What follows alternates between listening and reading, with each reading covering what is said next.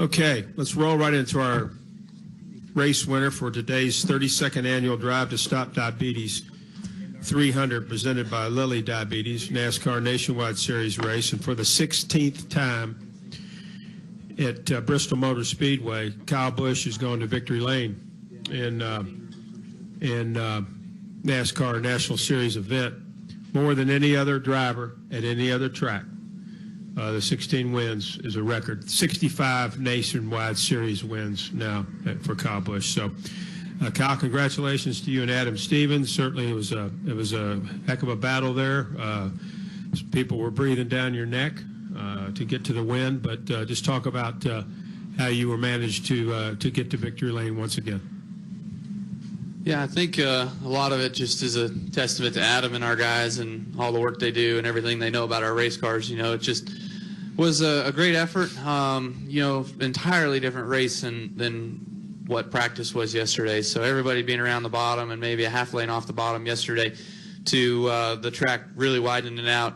In the first 20 laps, it went really quick, and guys running all the way up to the grind. And you know, just having that difference today was a totally different feel in the race car for us. So all in all, I thought that you know, Adam did a great job making some calls to you know, keep up with the racetrack to get our car better than what it was early in the race. It seemed like we were just too tight to start off, and it seemed like we had a couple tire problems as well too, is what Adam told me there. But you know, from there on out, the rest of the race was good, and we were just kind of working our way back forward a little bit, racing some lap traffic, racing Kenseth and Larson and Harvick and those guys. So just at the end, trying to keep them at bay and get some good restarts. And it seemed like whoever was always in fourth would kind of jump to second. You know, it seemed like I could keep doing that job a little bit. And you know, maybe if there was one more caution, I could have jumped the 20 back up there. But you know, it was a good race for us. Proud to be in victory lane. Proud of Adam and our guys. So you know, another one here at Bristol's good. Adam, talk about you know, how maybe the track conditions changed from practice the other day and that type of thing. But just talk about how this victory was happened. Spit it out. Trying. Yeah, I think Kyle hit on something big there. The practice track conditions. Well, it was so cold. After opening inspection day on Thursday, they made us load our cars in the truck because it was going to get below freezing, and we were worried about the blocks freezing. So today it had to be pushing 70. And the effect that had on the track and the track temp and the way the track took rubber was tremendous. Tires were a big deal until the track really rubbered up there at the end. As it was taking rubber, you know, that rubber was coming off the tires, obviously. So you had to really watch your tire wears.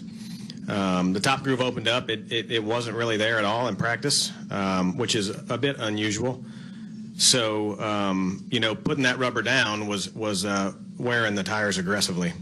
We were borderline shocked when we saw the tires off the first set. I think it was lap 97. So, you know, that kind of played into our pit strategy there. We had a plan for that. Was surprised the balance was as tight as it was, given practice. But, you know, I think we've had good cars and had good drivers here and have got a good notebook. So we don't typically make a bad adjustment and have to second guess it or get it back out as we go. So thankfully Kyle's feedback was spot on and we were able to get it dialed in. Take questions now for either Kyle or Adam. We'll start here with Jenna.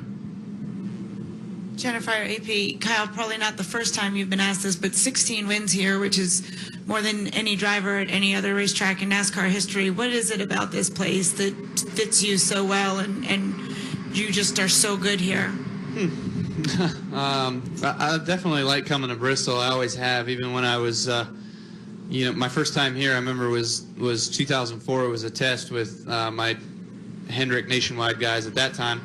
And throttle hung getting into turn one, and I just killed a car, and that wasn't any fun. But you know, coming back and learning, I've definitely gone through some trials here with the Cup cars. You know, first couple times here was a rough go around for me, and then sort of got it figured out, and was just able to you know, start running up front, start leading laps, start winning races, and that's been the biggest thing. But why all that is, I don't know. I just enjoy coming to Bristol, to the banked racetracks. I enjoy This reminds me of one of my favorite racetracks, Winchester in Indiana, that I raced late models at. Just a real high-speed racetrack, and it takes guts to go fast, I guess, and especially at Winchester for sure. But this is a place that's just like it, and now with the top side being what it is versus the bottom, it seems like guts prevail here a little bit more as well. Your brother was good here very early in his career too, so there's nothing in your backgrounds that made this place a natural fit for you guys? The question was if, Kurt and I was also really good here early on, so is there anything in our background that made us good here? Not really. Everything out west is kind of flat. There's really no banked racetracks out west. Shoot, I'm trying to think of the most banked track that Kurt ran on in the tour that maybe helped him, but really nothing's there. Everything was relatively flat, kind of like the Bull Ring, kind of like Irwindale, nothing like this or Winchester or Salem or nothing like that. So, it's just kind of a unique place in its own. It's concrete, it's Bristol, it's high banked. The old Bristol was a ball, and I think the new Bristol's a heck of a lot of fun as well. Let's come over here to the left. Bob Pockris. Bob Pockris, Sporting News. It kind of looked like the high line kind of came in. Do you expect it to be a factor on Sunday or whenever you guys race? And also the tires, they were doing some weird stuff. It looked, at least after the first run, are there any concerns on that as far as for Cup? Yeah, the line, it's going to be just like it was here the last couple times. It's going to be up high. The Nationwide cars, for some reason, I think it's motor. They just don't quite have the motor that the Cup cars do, where you don't have as much decel time and as much acceleration time. So the Cup cars will actually start running higher. They'll get all the way almost up to the wall. You'll see like it was here last fall, probably last spring was somewhat like that, but last fall was definitely way up there.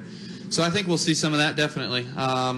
It's crazy because the grind, they meant to screw it up, and it actually added grip to the racetrack. Once you get it rubbered in and once you fill in that concrete, it's faster than the bottom because it's so much smoother, and the tires aren't chattering across the racetrack, just developing heat and developing air pressure. They adhere to the racetrack better up there.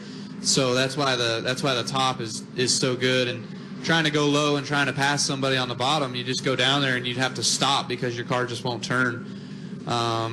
So it's kind of why the top is so good. What was the second part? When are we? Tire wear? I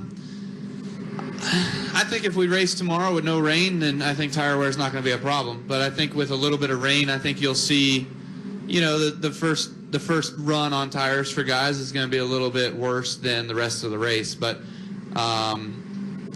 so whenever that happens, we'll find out. Additional questions?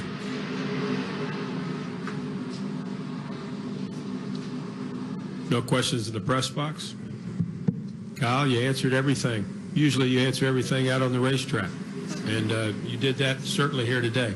Congratulations, really, though. It's always cool to watch you race here at Bristol. Thank you very much. Thanks.